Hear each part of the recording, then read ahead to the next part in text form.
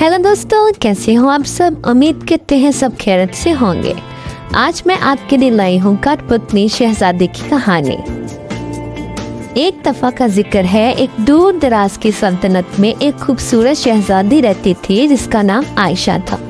आयशा को हर किसी से मोहब्बत थी और वो हर वक्त खुश रहती थी। लेकिन एक दिन एक जादूगर उसकी सल्तनत में आया। उस जादूगर का दिल बहुत सख्त था और वो चाहता था कि सब लोग उसकी बात मानें। जादूगर ने शहजादी आयशा पर एक जादू कर दिया जिससे वो एक कठपुतली बन गई। अब शहजादी आयशा की डोरें जादूगर के हाथ में थी और वो जैसे चाहता शहजादी को वैसे ही हरकत देता। लेकिन आयशा के दिल में उम्मीद थी। वो जानती थी कि मोहब्बत और दोस्ती का जादू हर जादू से ज्यादा ताकतवर होता है। एक दिन सल्तनत के एक बहादुर नौजवान जिसका नाम हसन था, उसने शहजादी को देखा। वो फौरन समझ गया कि आयशा के साथ कुछ गलत हुआ है।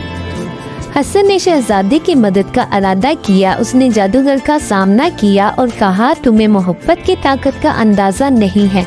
तुम्हारा जादू सिर्फ उस वक्त तक चल सकता है जब तक दिल में मोहब्बत ना हो।